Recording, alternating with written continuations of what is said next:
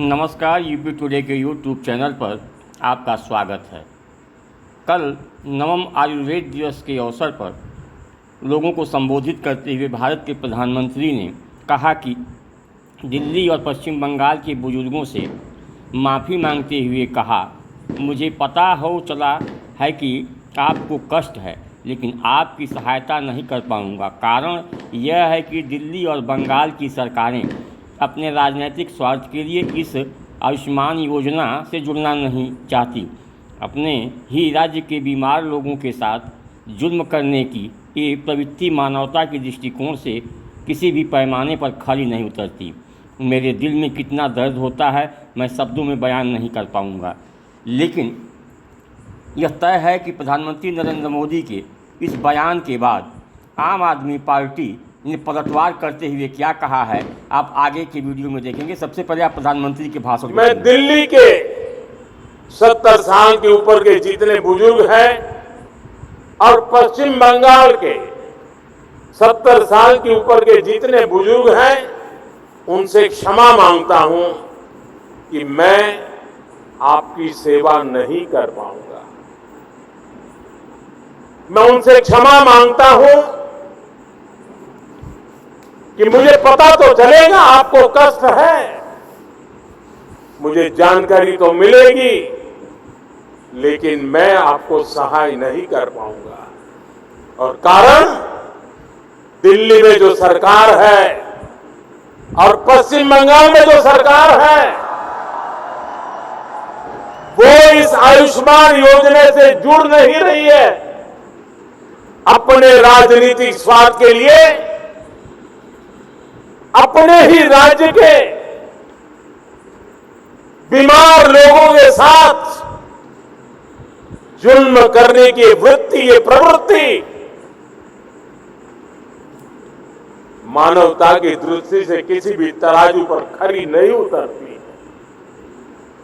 और इसलिए मैं पश्चिम बंगाल के बुजुर्गों की माफी मांगता हूं, मैं दिल्ली के बुजुर्गों की माफी मांगता हूं।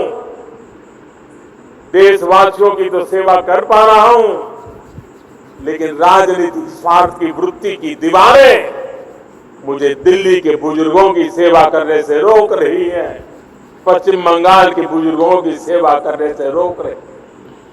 और मेरे लिए ये राजनीतिक पहलू से मैं बोल नहीं रहा हूं, भीतर एक दर्द होता है कि जिस दिल्ली से मैं बोल रहा हूं,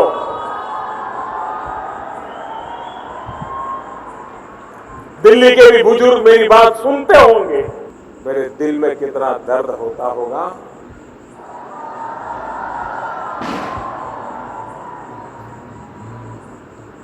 मैं शब्दों में बयान नहीं कर पाऊंगा।